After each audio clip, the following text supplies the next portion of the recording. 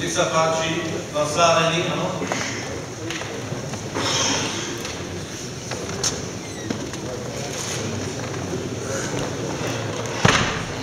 Na kameru, hej.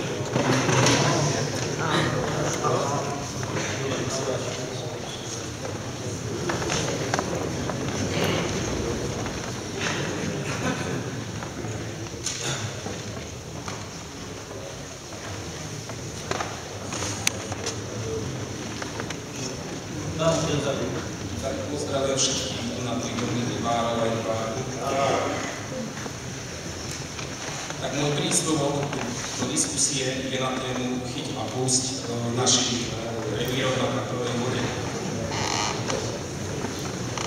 Najprv prečítam, čo vraví zákon v paragrafe 8. Rybárske revíry s režimom bez privlastnenia úlov. Bod 1.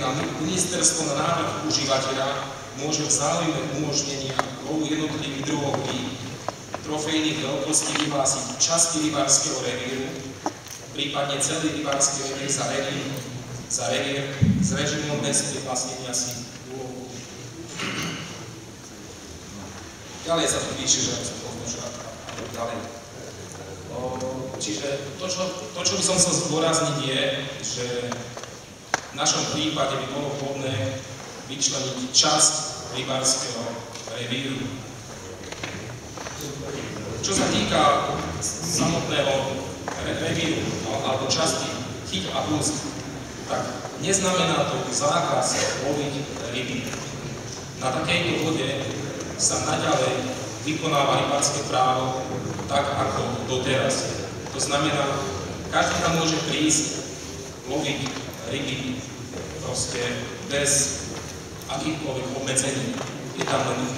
Bol by tam len jediné obmedzenie, a to je to, že ulovenú rybu akúkoľvek by rybár bol povinný pustiť späť do tejto vody.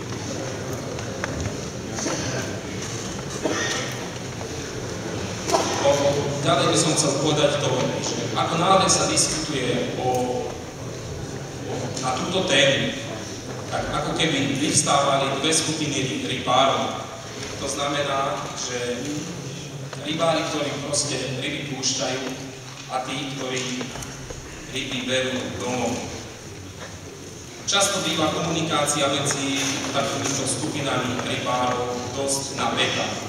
A chcem povedať, že takáto komunikácia by k ničomu neviedla a jednoznačne by nesledovala spoločné dobro našej organizácie a skvalitňovanie našich revírov.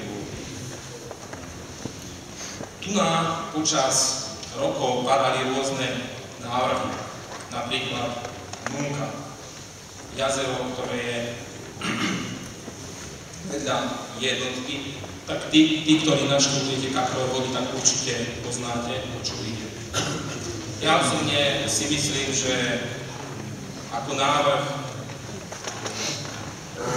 je to dosť, to bol akože pokus OK, ale je to dosť smiešné, pretože ktokoľvek by tu naprišiel do cudzej organizácie a videl by, akože čo by sme schválili, ako chyť a pusť, tak by to bolo pre nás asi dosť výsmešné. Ďalej tu môžu padať rôzne argumenty, napríklad, že v našich jazerách je malá hĺbka, napríklad, že vodná plocha zamrzá, ryby môžu vykapať, napríklad moc dravcov, že to proste vyžerie všetky ryby. Môžeme proste dávať rôzne argumenty, prečo nie, ale jednoznačne zriadenie časti revíru chyť a pusť má výhody. Pretože ak budeme hľadať samé nevýhody, tak samozrejme nezrealizujeme nič, nikam sa nepohneme.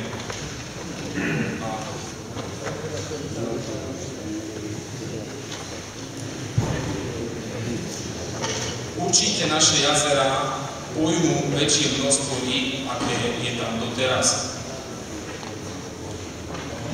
Myslím si, že naše jazera sú doteraz zarybňované celkom slušne, pretože určite aj náš výbor a ľudia, či hospodár sa určite snažia, aby sme mali čo chytať. Ale jednoznačne, akcii proste ak úlovky budeme len akože odnášať a nebudeme sa snažiť vytvoriť hodnú plochu bez toho, že by sme proste tú rybu dokázali vyzbrávať späť, tak v podstate ostaneme stále na tejto úrovni, kde sme teraz.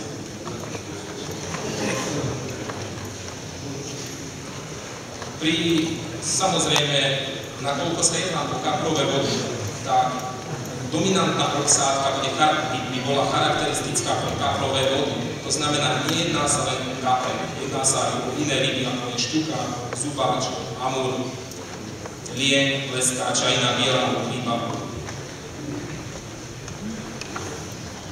Chcel by som uviesť príklad z jednej organizácie, ktorej v roku 2006 zriadili na jednom zo svojich revírov jazero Chyť a Púsk, bez privlastnenia si pôdu. Bola to voda, v podstate, o ktorú sa nikto nezaujímal.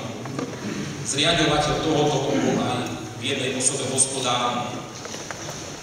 Sám urobil experiment, ktorý mohol fyzicky si aj overiť. Nakúpil 800 kusov jednokilových lístcov. Polovicu tejto násady vysadil do jazera, kde sa bežne chytalo normálne, všetci si mohli rybu zobrať, a polovicu tých, ktorí nasadil do jazera, kde bol bežný Chyť a Púsk. Nakoľko bol hospodárom, tak mal samozrejme aj jeho úlohou bolo sumarizovať úlovky. A tak jednoznačne mohol povedať, že 90% násady bolo vylovených v podstate v priebehu 2 týždňov z jazera, z ktorého bežne rybári si mohli ulovenú zobrať. Čo sa stalo približne po tých 6 rokoch s lístcami jednokilovými v jazere, kde bol režim Chyť a Púsk, bolo to, že tieto ryby dosahujú momentálne od 6 do 15 kg. Čiže je evidentné, že Chyť a Púsk, časť revíru, má výhody v tom, že tá realizácia na výkon rybárskeho práva proste jedná sa o jednoznačne kvalitnejšiu obchodu, viac rybárskych zážitkov. Tak ešte chvíľu. Prosím vás, chcel by som vás poprosiť, pán sa, moment.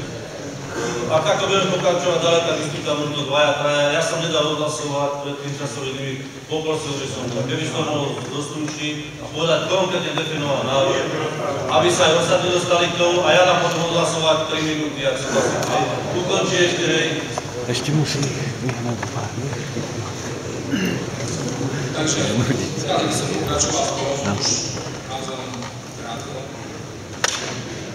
Možno, že sa mnohí máme možnosť vidieť a možno, že sa aj mnohí pozeráme do zahraničia, ako to tam vedia robiť s revírami a tak.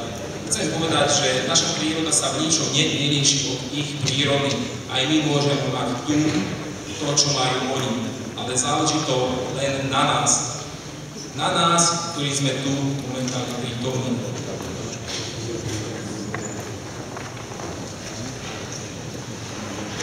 Ďalej by som chcel povedať, že rok čo rok sa tu stretávame, rok čo rok rozhodujeme o tom, akým smerom sa bude naša rybárska organizácia uberať. A chcem povedať, že nerozhodujeme len za seba, ale rozhodujeme aj za tých, ktorí tu momentálne ešte byť nemôžu, pretože majú 10-15 rokov. Tak chcel by som vás poprosiť a každého jedného prítomného v tejto sále, aby pri hlasovaní o mojom návrhu našiel dostatok odvahy na to, aby tento projekt podporil.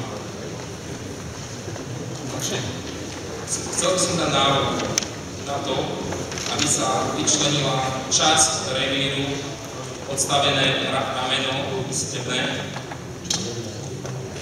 a jedná sa o vodnú plochu medzi jazerom číslo 8 a železničnou traťou. Je to časť revíru, ktorú ohraničuje cesta výstupová na jazera z jednej strany, z druhej strany už je v podstate z vrchu prístupovej cesty na konci jazera číslo 8 tak úzky prietok, že jednoducho tá ryba nebude migrovať. Je to dosť veľká plocha na to, aby sa tento projekt tam mohol zrealizovať.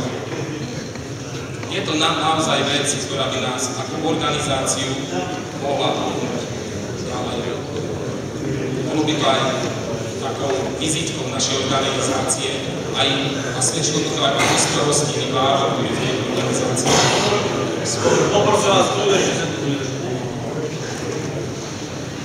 Takže týmto som končil svoj príspevok a ďakujem za pozornosť.